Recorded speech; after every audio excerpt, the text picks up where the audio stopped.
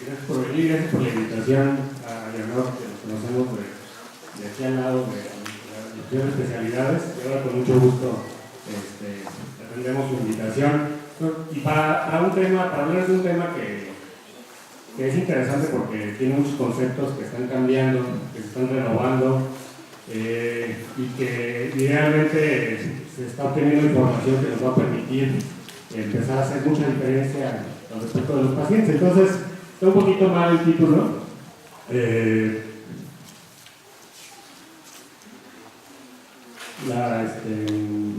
lo que menos les voy a hablar es de plasticidad cerebral y recuperación funcional, pero ese fue error mío. Me interesa hablar de eso al final, pero también me interesa mucho hablar de cómo ha cambiado el concepto del deterioro cognitivo vascular. Ha habido un verdadero cambio conceptual en términos de esto, y me interesa darles la perspectiva de un neurólogo vascular de esto, siendo que tal vez es un poquito diferente que la que tendrán ustedes. Voy a dedicar mucho a la demencia vascular y, por supuesto, lo menos posible a otro tipo de demencias degenerativas, porque de eso no soy experto ni mucho menos. Pero de la demencia vascular están sucediendo cosas interesantes y les quiero compartir con ustedes, ¿no? Ya el término de demencia vascular está un poquito fuera de boga. Ahora se ha cambiado de este término de demencia al término de deterioro cognitivo en las demencias degenerativas y también en las alteraciones vasculares. Antes se le decía demencia vascular a la presencia de alteración de memoria suficiente para afectar las actividades de la vida diaria, y estaban estos criterios que ustedes conocen, del DSM-4 y de diversas publicaciones para definir que si hay una alteración de la memoria y alguna alteración de algún otro índole cognitiva, etc.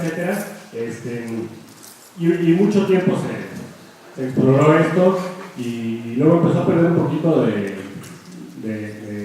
interés, sobre todo porque por un paciente que tiene una demencia establecida, pues no se puede hacer demasiado, desgraciadamente. Se pueden hacer muchas cosas desde el punto de vista paliativo, pero no se puede hacer mucho desde el punto de vista de cambio de la historia de la enfermedad. Entonces viene este cambio de deterioro cognitivo que se da en las demencias degenerativas y también se da en las demencias vasculares, ¿no?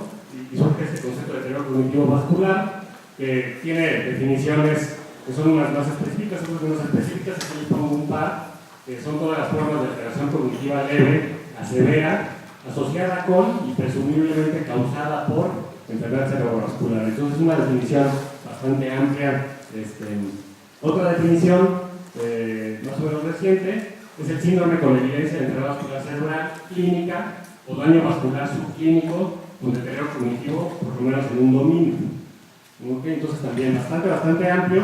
Aquí me gusta enfatizar que ya antes la definición de enfermedad vascular cerebral exigía que el paciente tuviera clínica, que el paciente tuviera una hemiplegia, una hemiparesia, alguna alteración visual, lo que ustedes quieran. Y a nosotros los neurólogos nos encanta decir, bueno, tiene un dato de focalización, entonces eso era un infarto cerebral. Y si había un infarto cerebral en la imagen que no tenía manifestaciones clínicas, pues no lo tomábamos mucho en cuenta. Pero eso ha cambiado y les voy a explicar cómo, ¿no? Entonces ya el daño vascular subclínico entra en todas estas consideraciones. Una cosa importante es la reversibilidad de esto, ¿no? Y a eso nos vamos a dedicar una buena parte de la plática. ¿Es reversible o no el deterioro cognitivo vascular? Pues la respuesta es no sabemos. Ni siquiera sabemos si se puede detener, pero pensamos que sí se puede detener, y estamos empezando a pensar que puede haber reversibilidad, ¿no? Entonces, como parte del proceso de recuperación del vascular cerebral, puede haber esta mejoría, ¿no? La evolución de la enfermedad vascular cerebral, a diferencia de otras enfermedades neurológicas degenerativas, es que hay un déficit máximo y luego hay cierta mejoría porque el cerebro tiene esta plasticidad y tiene la capacidad de mejorar, ¿no? Entonces, vamos a ver qué tan importante es esta reversibilidad, ¿no? Les quiero hablar un poquito de fisiopatología del deterioro cognitivo vascular, porque ha habido muchos cambios en términos de nuestro conocimiento de la fisiopatología de esto, ¿no? y quiero que hagamos una reflexión juntos de que si el deterioro cognitivo vascular es una enfermedad de pequeño vaso o es otra cosa, ¿no? ¿Okay? Y mi argumento acá es que en su parte principal sí es la enfermedad del pequeño vaso, el deterioro cognitivo vascular, ¿no? Les voy a hablar de que es más complejo de eso, es ser un poquito simplista, hay otros procesos fisiopatológicos, pero en su mayor parte sí la enfermedad del pequeño vaso provoca un deterioro cognitivo vascular, y entonces si tratamos la enfermedad del pequeño vaso, vamos a estar tratando el deterioro cognitivo vascular en la mayoría de las ocasiones. Todos han visto pacientes que tienen síntomas o que no tienen síntomas y que se les hace un estudio de resonancia magnética, por ejemplo, o inclusive de tomografía, y ahí se ven cambios como estos. Y hasta hace poco, incluyendo los neurólogos vasculares, veíamos un paciente de cierta edad, de 80 años, de 90 años, lo que sea, y veíamos una resonancia así, y si el paciente no tenía datos clínicos más allá de cierta hiperreflexia, etc., decíamos, bueno, es la edad. Es normal que el paciente tenga estas lesiones, ¿no? Y así pasaron muchos años. Eso, hay diversos grados. Este es un grado más o menos leve, este es un grado más importante, pero veíamos esto, inclusive un paciente así que tenía mucha lesión hiperintensa en la profundidad del cerebro, y nos daba la impresión de que era parte del envejecimiento, entre comillas, fisiológico, ¿no? Porque no lo habíamos relacionado en muchas ocasiones con un deterioro o con una evidencia clínica de daño funcional. Entonces esta es una imagen normal para la edad, y lo que decíamos, bueno, sí la es si el paciente no tiene síntomas, ¿no? Si no está con una disminución de la fuerza importante, porque además los neurólogos hasta hace un poquito más de una década no nos fijábamos mucho en la cognición, para serles sincero. Nos interesaba si el paciente podía caminar, si podía deglutir, si podía ver, etc. Pero no nos fijábamos demasiado en la cognición, entonces nos parecía que esto era asintomático, cosa que es completamente falso, ahorita les voy a decir. Y bueno, ya ahora ya no consideramos que es normal, y ahora consideramos que es no solamente es anormal, sino que se puede graduar y se puede ver qué tan severo es esto y cómo se relaciona la gravedad y la severidad de esto con fenómenos químicos establecidos. Hay una clasificación que es bastante sencilla, la clasificación de Pasecas, es una clasificación de resonancia magnética y nos dice a grandes rasgos si esto es leve, moderado o severo. Es una cosa bastante sencilla. Leve son lesiones pequeñas, estos capuchones que estamos acostumbrados a ver alrededor de los ventrículos, si son pequeños. Si hay alguna que otra lesión por ahí profunda, pues decimos que es Pasecas 1. Cuando los capuchones son más prominentes, o ya hay un halo pequeño de hiperintensidad alrededor de los ventrículos laterales, o hay más lesiones, ya consideramos que es un Pasecas grado 2. Y cuando hay muchas lesiones confluentes en la profundidad del cerebro, y cuando hay estos capuchones inclusive empiezan a extenderse hacia la parte subcortical, ya decimos que es Pasecas grado 3. Y así sabemos más o menos, aunque no estemos viendo la resonancia, vemos una nota y decimos, el paciente tiene un pequeño vaso, Pasecas grado 2, y ya podemos hacer una imagen mental de cómo está la resonancia. Hay formas más puntuales, más detalladas de ver esto. Si consideramos aquí, por ejemplo, el tamaño de este capuchoncito que se hace alrededor de los ventrículos, y si hay un halo completo o no hay un halo completo, se les ponen puntos a cada uno de estos, o si hay una lesión aislada o hay varias lesiones aisladas o empiezan a ser confluentes, o si ya toda la sustancia blanca del cerebro está completamente hiperintensa, pues ya decimos que esto es una cosa más avanzada, ¿no? El asunto es que este concepto de la enfermedad del pequeño vaso es relativamente nuevo y todavía no se utiliza en forma generalizada. Cada quien le dice como quiere y como le enseñaron en su hospital y como es en su escuela, y si los radiólogos dicen de una forma y los neurólogos le dicen de otra, y los geriatras no sé cómo le dicen, pero seguramente le dicen de otra forma, ¿no? Entonces, en diferentes significados, en diferentes contextos se le atribuye diferente significado y diferentes nombres, ¿no? Entonces, el infarto lacunar es un fenómeno clínico radiológico importante para los neurólogos, pero teníamos nuestros síndromes clínicos lacunares el motor puro, el sensitivo motor, el sensitivo puro, etc.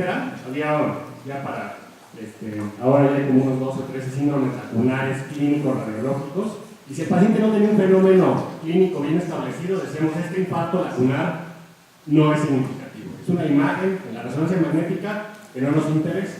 De hecho, decimos, no es un infarto si el paciente no tiene clínica, ¿no? Eso afortunadamente ya cambió, que les voy a hablar de esto, ¿no? La otra es la enfermedad de Binswanger, famosa, ¿no? Que es un término más radiológico que clínico. Veían los radiólogos una resonancia magnética o una tomografía en que había un gran deterioro, un FASECAS grado 3, digamos, con mucha afección de la sustancia blanca y mucho problema, y decían, esto es una enfermedad de Binswanger, y eso significaba hasta cierto punto que el paciente no tenía cura, no tenía tratamiento y que se iba a deteriorar, y etcétera, ¿no?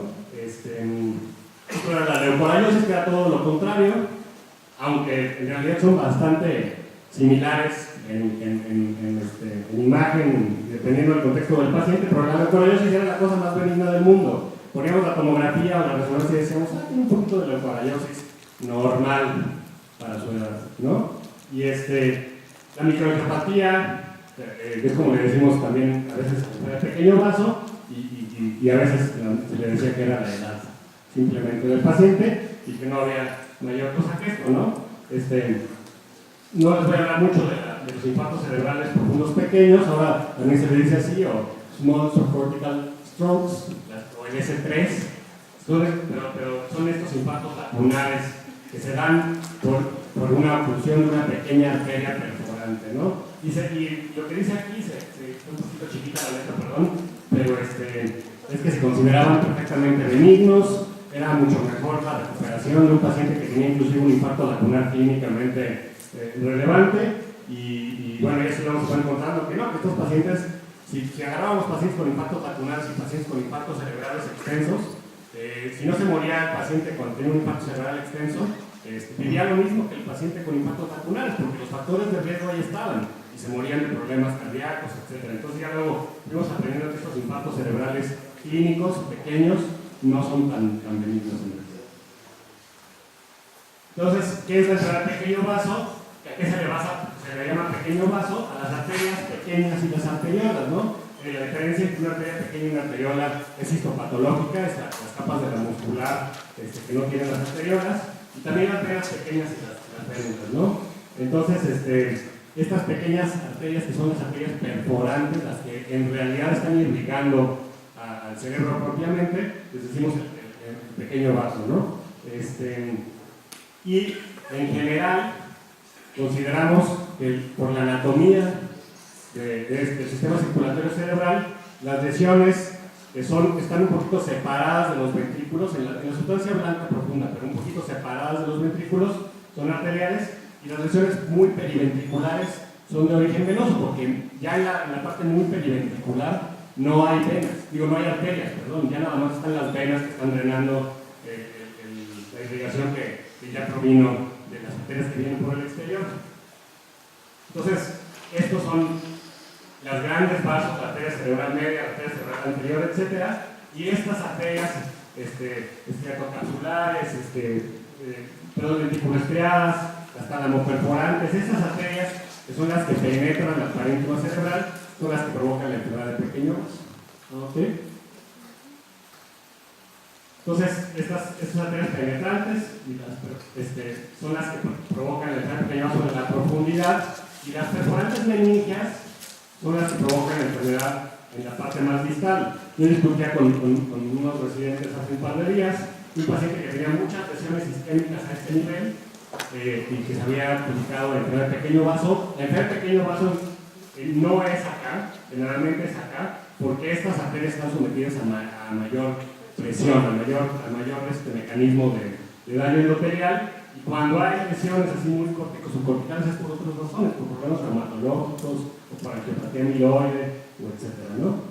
Entonces, vamos a hablar de una enfermedad de estas arterias perforantes. Y cuando se enferman estas arterias perforantes, pueden suceder dos cosas. Cuando se ocluyen, puede haber isquemia, puede haber infartos cerebrales, estos infartos lacunares.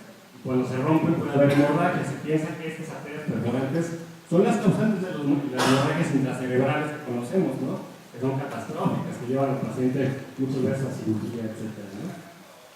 Entonces, ¿qué es un infarto lacunar?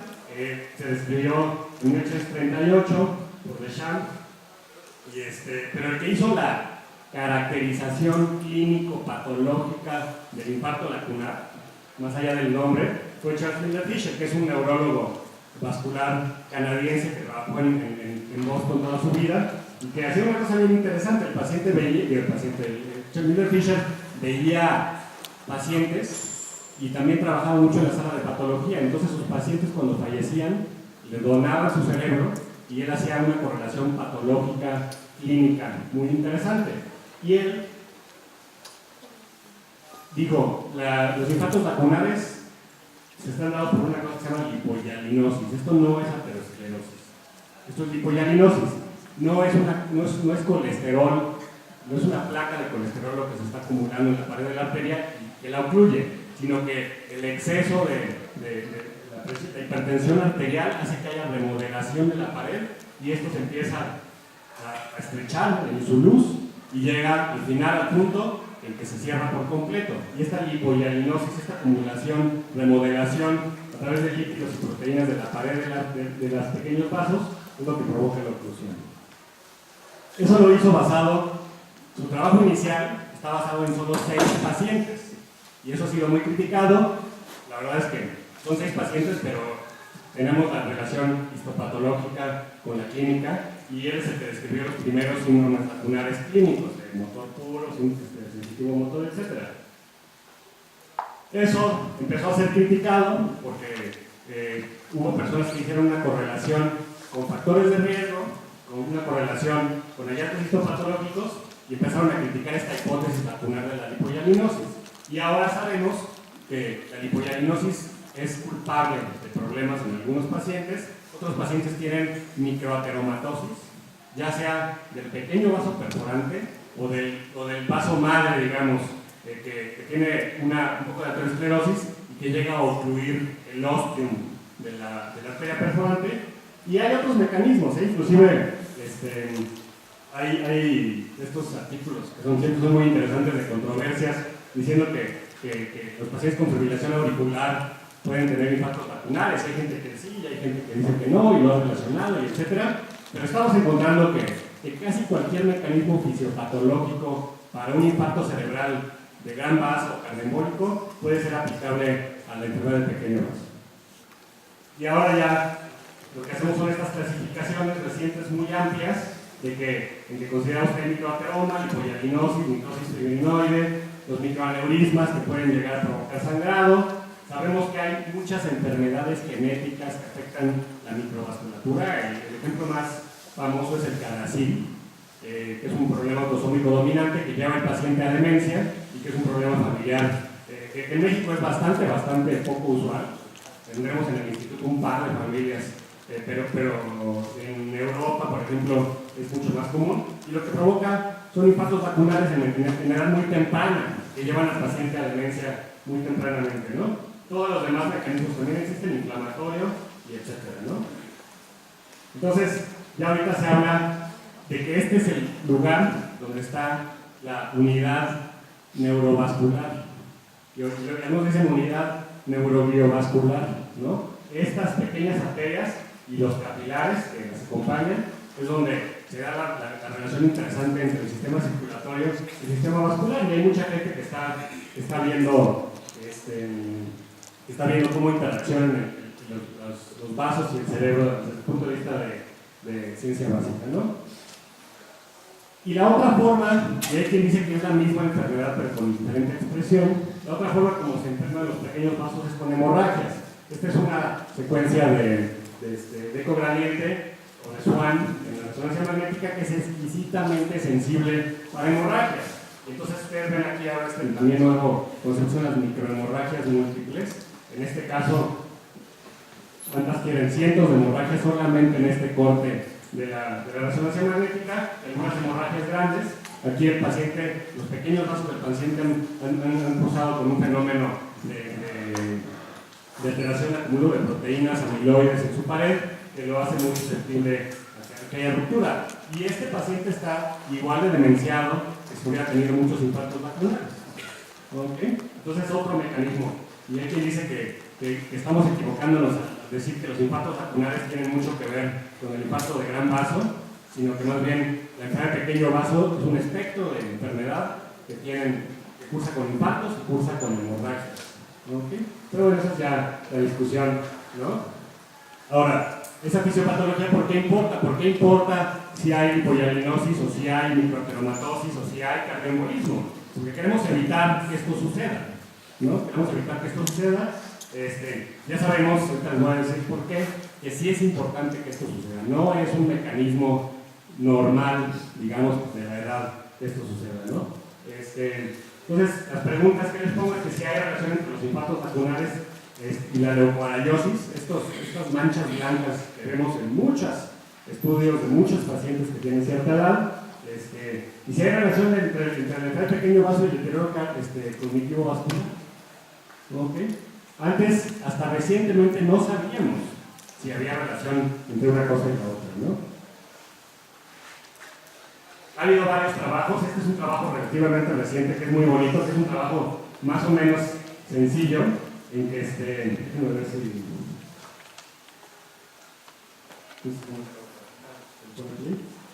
tuvieron para los que no quieren leer, la gente que hizo este trabajo hizo un pequeño video de YouTube inclusive, se llama The Healing Brain, y les recomiendo mucho que lo vean con cuidado. Ahorita lo vamos a ver, vale la pena tomarse un par de minutos de la presentación que les voy a hacer para ver esto.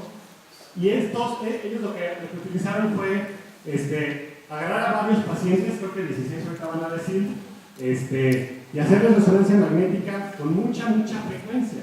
Antes se pensaba que esto era parte de la edad, no se le daba mucha relevancia a esto, pero ahorita vamos a ver, hay investigación que han relacionado esta leucoariosis, entre comillas, o esta enfermedad de sustancia blanca, con deterioro cognitivo vascular. No estábamos seguros de que los infartos vacunales tuvieran algo que ver con la leucoariosis. Y ya hubo este trabajo y algunos otros que se pusieron a ver esto. Entonces, agarraron solamente 5 adultos y les hicieron resonancia magnética cada semana por 16 semanas. O sea, les hicieron 16 resonancias magnéticas a cada uno de estos pacientes.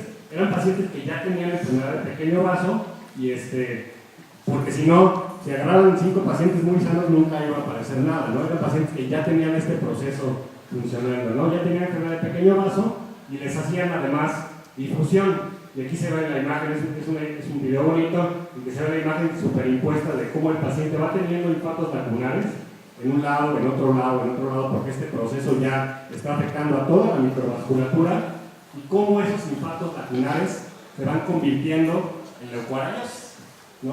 El origen de la leucoariosis. Entonces, son muchos infartos vacunales que acaban siendo concurrentes, ¿no?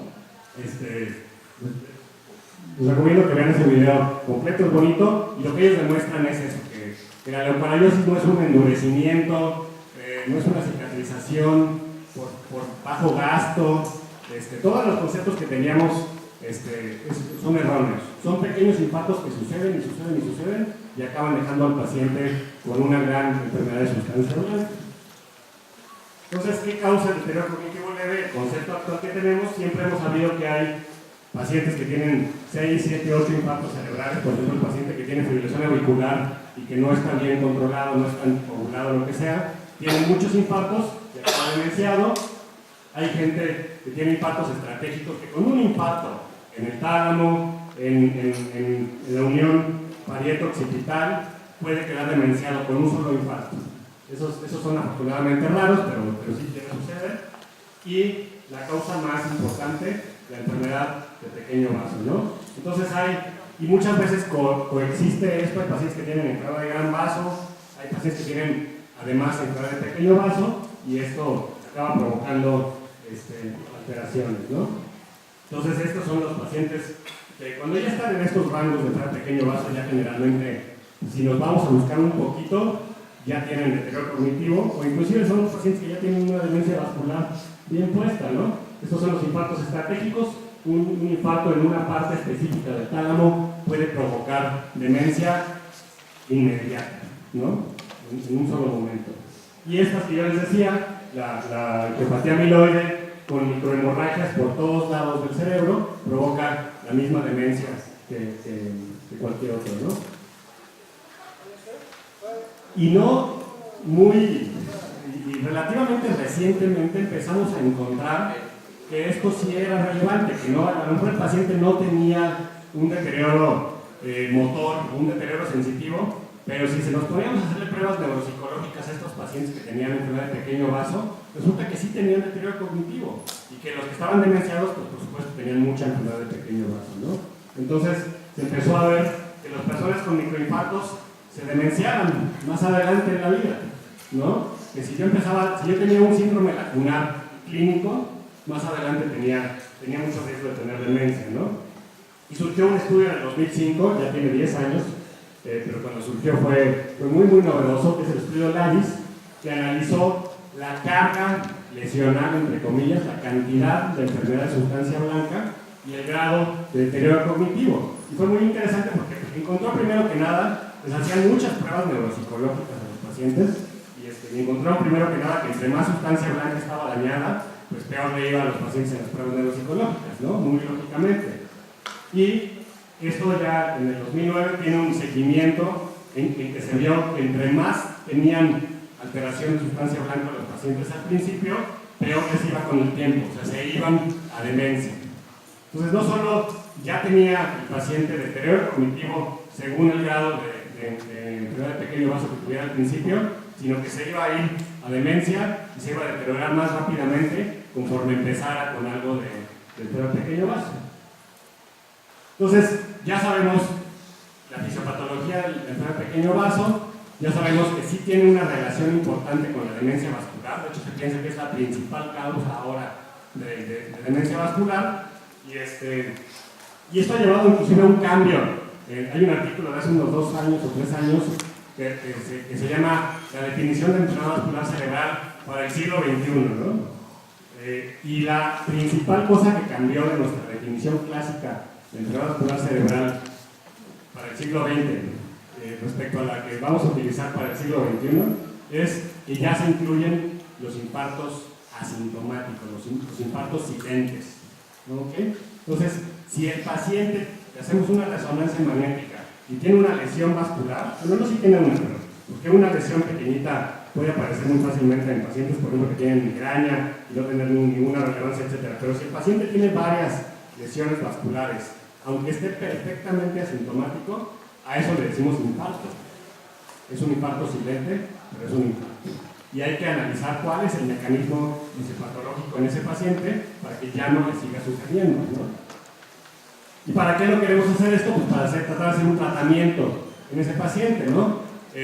Lo que decimos los neurólogos vasculares, y ahorita van a ver que todavía sin mucha evidencia, es que las demencias degenerativas como el Alzheimer no tienen tratamiento, tienen tratamiento sintomático, mejoran un poquito el funcionamiento del paciente, pero nada que detenga el proceso fisiopatológico, y que la demencia vascular sí tiene tratamiento para detener el proceso fisiopatológico. Ahorita vamos a ver que eso nos falta un poquito de información, pero vamos a ver si hay tratamiento para esto, ¿no? El tratamiento usual que le damos a las demencias para el deterioro cognitivo vascular no sirve tanto, le sirve más a los pacientes de Alzheimer que le demos inhibidores de la acetilcolinesterasa de acción central, lo típico, el dorepecilo, la galantamina, la racemina, la memantina, no les es tan útil a los pacientes con demencia vascular como a los pacientes que tienen demencia degenerativa. Entonces eso pues no nos resuelve nuestros problemas, ¿ok?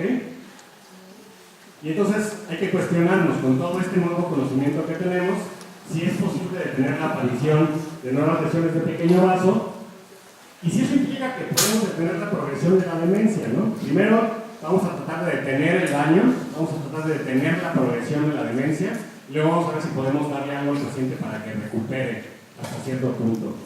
Lo lógico sería pensar que si el paciente tiene factores de riesgo vascular y los controlamos, pues no va a progresar más la demencia. Pero como ya ustedes vieron, la fisiopatología no es tan sencilla, no es aterosclerosis, tenemos muy buen medicamento ahorita para la aterosclerosis, pero en muchos casos no es microateromatosis lo que pasa con estos pacientes. En infarto cerebral de tipo ateroscleroso tenemos 3 intervenciones que son han sido muy útiles, muy útiles. El antihipertensivo, las estatinas y los antiagregantes. Con esto se está disminuyendo grandemente la recurrencia del infarto cerebral y se está disminuyendo también mucho, inclusive la mortalidad por enfermedad cardiovascular a nivel mundial, ¿no? En Estados Unidos están celebrando los gringos que pasó el infarto vascular cerebral del tercer al cuarto lugar de mortalidad. En Inglaterra han disminuido 40% su enfermedad cardiovascular utilizando este tipo de maniobras, por supuesto junto con maniobras de cambio de estilo de vida. Pero esas son tres cosas que han funcionado muy bien para infarto cerebral. Y el chiste es que vamos a ver si funcionan bien para entrar al pequeño vaso y esperemos que funcionen bien para el deterioro cognitivo vascular. Primero vamos con los antihipertensivos. Los laboratorios siempre han dicho mi antihipertensivo es el ideal. Los IECAS, además de bajarte la presión, evitan la remodelación cardíaca, evitan la remodelación vascular, tienen toda una serie de efectos, etc. Y cada vez que sale los ARA2 también, bueno, tienen esto y el otro efecto. Y hay mucha gente que se ha dado la tarea de ver si en enfermedad cerebrovascular los antihipertensivos tienen algún efecto benéfico más allá de su efecto sobre la presión arterial. Hay cientos de trabajos de esto y no me daría tiempo en 3 horas de decirles todos los trabajos, pero ya específicamente sobre demencia ya tenemos algo de información. Esto es un metaanálisis de diversos estudios que han visto específicamente la demencia vascular y el efecto de los antihipertensivos sobre la demencia vascular, y se ve una cosa interesante. Aquí dividieron en dos a los estudios que involucraron un diurético y un calcio antagonista, y a los estudios que utilizaron un IECA o un ARA2. Y resulta que los estudios que utilizaron diurético y calcio antagonista son mejores para evitar la demencia, al parecer, ¿no? Y entonces los IECAS y los ARA2 que decían que tenían un efecto pleiotrópico y todo lo que ustedes quieran, las palabras elegantes, pues no fueron muy efectivos para evitar la demencia en estos estudios. Como yo sé que siempre nos interesa saber pues, qué medicamento se utilizó. Es un medicamento que puedo utilizar yo en mis pacientes. En estos estudios se utilizó, por ejemplo, clortalidona, nitrenipino, prednisolone, indapamida. Estos son los estudios que utilizaron diurético y calcio antagonista, ¿no? En algunos se combinó con IECA. Y en los estudios que utilizaron IECA solamente, utilizó candesartán, telmisartán, etc., ¿no? Ahora, no es que no funcionen los IECAS y los ARA2, pero pasó una cosa muy interesante en estos. Se preguntaba la gente si había un efecto de clase, ¿no? Que si solamente le debemos dar calcioantagonistas o diuréticos a los pacientes que tienen deterioro cognitivo vascular, pero lo que encontraron es que el efecto no es de clase, que si le das una cosa o si le das otra al paciente. Lo importante es bajarle la presión arterial, y sobre todo la presión arterial sistólica al paciente, ¿no? La disminución de la presión arterial sistólica explica el 40% del efecto, y en esos estudios que yo les hice metaanálisis, vio cuál era el cambio en la presión arterial sistólica, y en los diuréticos y los bloqueadores de calcio hay una disminución del 18% en la presión arterial sistólica, que se relacionó mucho con el efecto preventivo para la demencia, y en los IECAS y en los bloqueadores de receptores de angiotensina hay un aumento del 1% en la presión arterial sistólica. Entonces parece que el meollo del asunto es la presión arterial sistólica, y entre más la reduzcamos, más va a tener efectos sobre la prevención del deterioro cognitivo vascular, ¿no?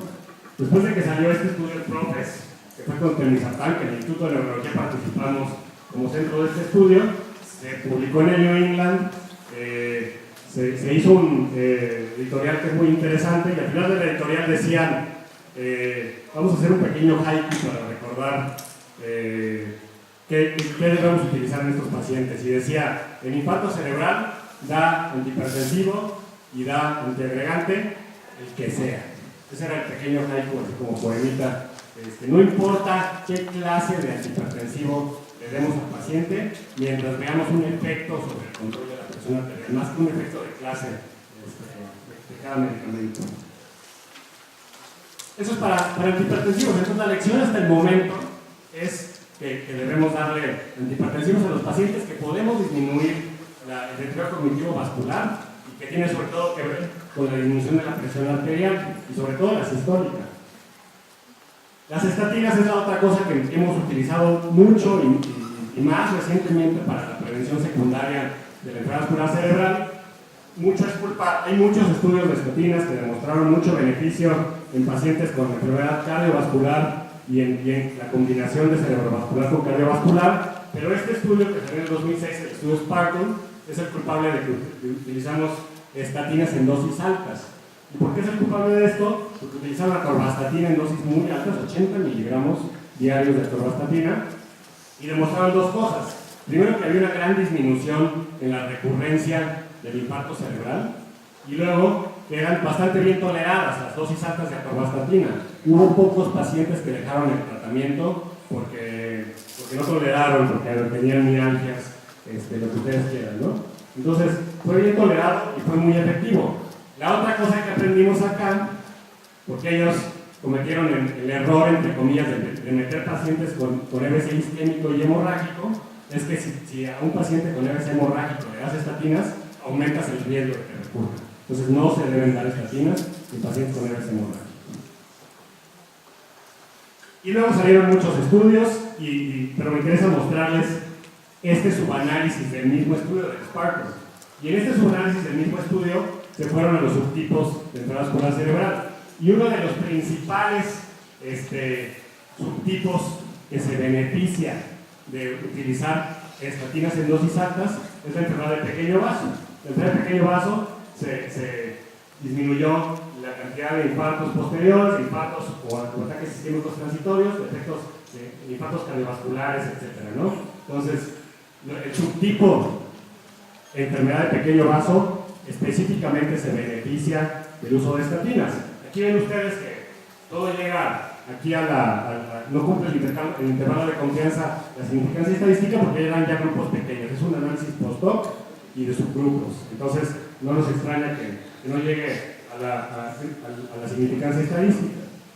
Y esto que ven ustedes, por si les llamó la atención, en que todos estos pacientes se empeoraron con la estatina, es el subgrupo hemorrágico.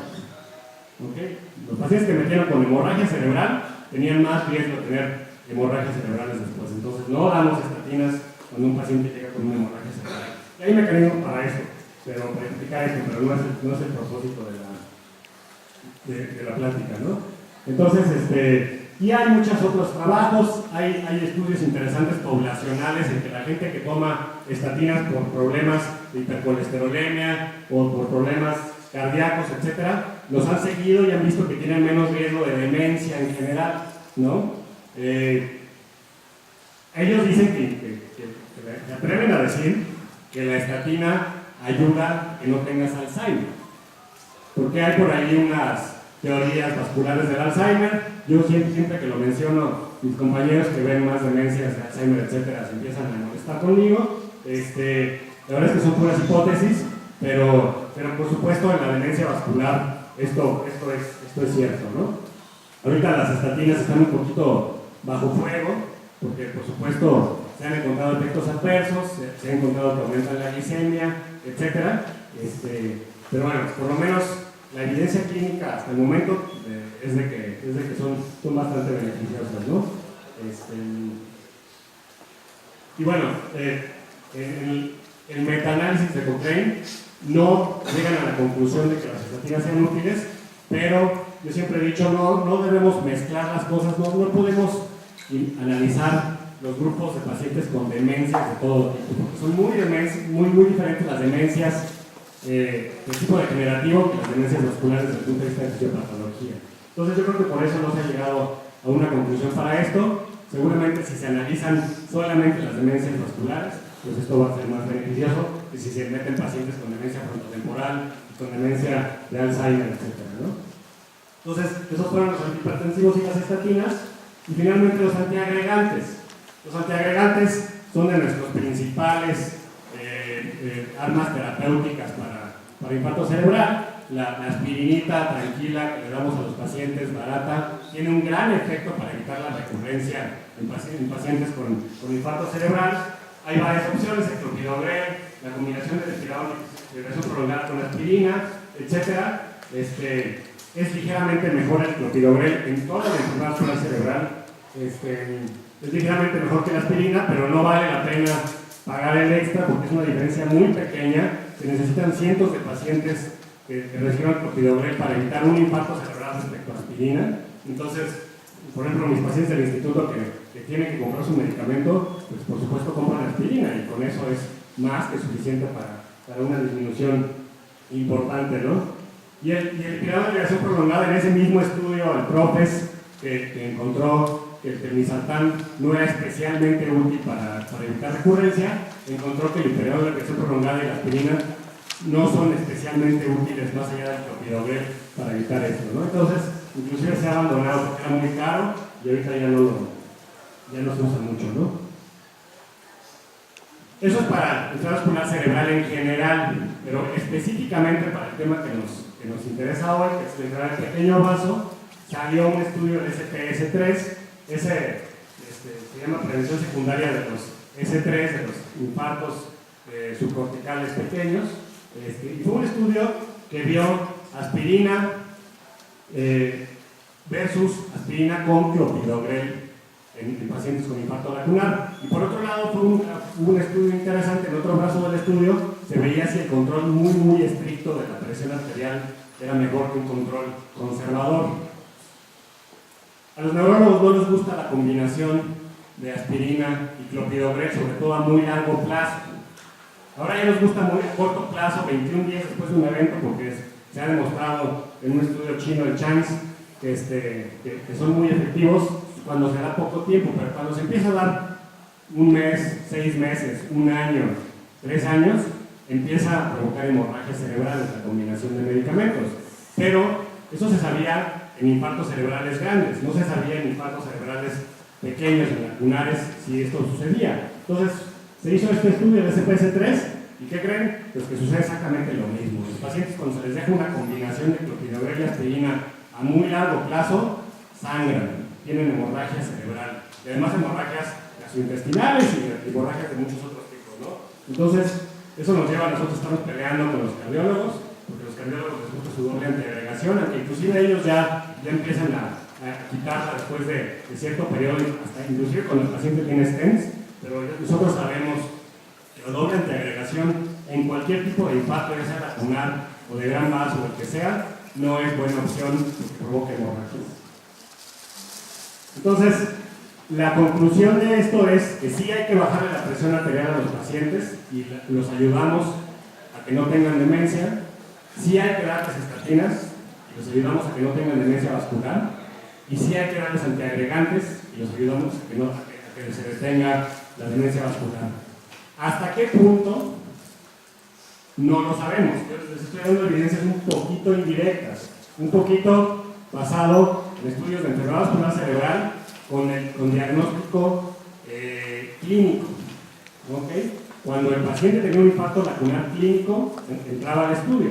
Ahora que ya ha cambiado esa definición y que estamos empezando a ver a los pacientes por imagen, más allá de la clínica, vamos a saber mucho más. Hay estudios, tenemos en el instituto un estudio que vamos a empezar a hacer, en que les vamos a dar estatina y vamos a ver a lo largo de los años qué tanta carga lesional tienen. A ver si los pacientes que tienen estatinas en dosis altas de veras tienen una carga lesional. Hay un estudio grande internacional que está viendo la carga lesional por el pequeño vaso que tienen los pacientes con, por ejemplo, aspirina. En Asia están haciendo una con un antiagregante plaquetario que se llama silostazol, que no utilizamos mucho aquí. Y ya vamos a tener, con esta nueva definición de infartos que incluyen los infartos, entre comillas, asintomáticos, vamos a empezar a ver cómo le va a los pacientes con estas medidas terapéuticas, que son las que utilizamos normalmente para pacientes con infarto cerebral.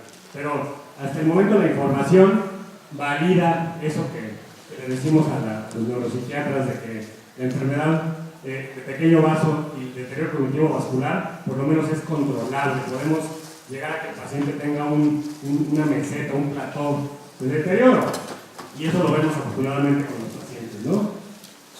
Y para terminar mi plática, les quiero hablar un poquito de qué pasa con esos pacientes ya que llegamos a tener un plató, ya que llegamos a controlar su enfermedad.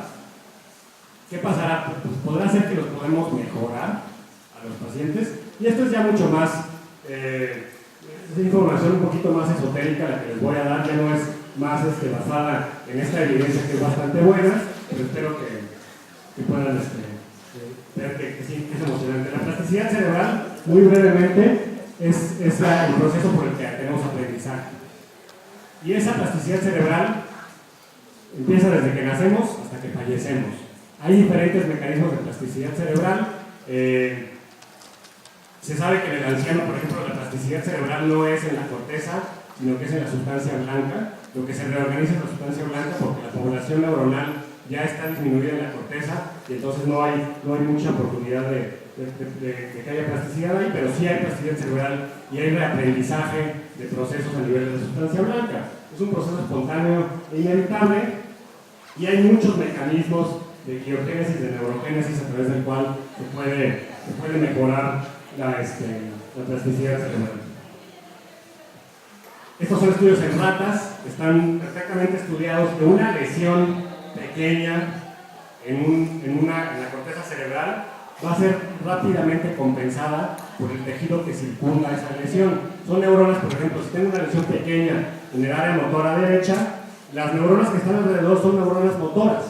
Y entonces no les cuesta nada de trabajo tomar ese papel de neurona motora y se reconectan y se reorganizan. Y tenemos estudios de resonancia funcional en que la zona circundante sana toma la función de la zona que se lesionó. Y eso es relativamente fácil de compensar. Hay otras, cuando por ejemplo se ha lesionado toda el área motora, ya no quedan otras neuronas motoras para compensar el daño. Otro tipo de neuronas pueden empezar a compensar el daño. Las neuronas somatosensoriales o las neuronas de otro tipo pueden empezar a tomar ese papel. No van a ser tan eficientes, por supuesto, para esto, pero sí funcionan, sí hay cierto mecanismo de mejoría.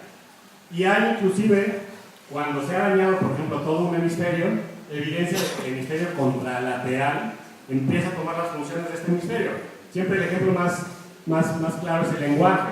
Cuando un paciente tiene una lesión que le provoca una afasia profunda y que todas las zonas del lenguaje se han lesionado en el hemisferio izquierdo, más adelante, cuando se le hace, después de ciertos meses, al paciente se le hace resonancia funcional, el hemisferio derecho empieza a tomar algunas áreas del lenguaje. Eso puede ser beneficioso o puede no ser beneficioso. Inclusive algunas de las cosas que hacemos es hacer estimulación magnética transcraneal, que está ofreciendo algunas opciones interesantes para inhibir que esta zona no tome el área del lenguaje y forzar al hemisferio izquierdo a que tome la función del lenguaje, ¿no? Pero eso ya son otras cosas. Empezamos a ver esta reorganización de las áreas funcionales del cerebro, los estudios de resonancia magnética funcional, cuando hay una lesión en la zona afectada, otras áreas del cerebro que no se dedicaban a la función motora empiezan a tomar esto, ¿no? Y eso es a través de varios mecanismos. Estas diapositivas las pongo más que para entrar en detalle porque son muy bonitas.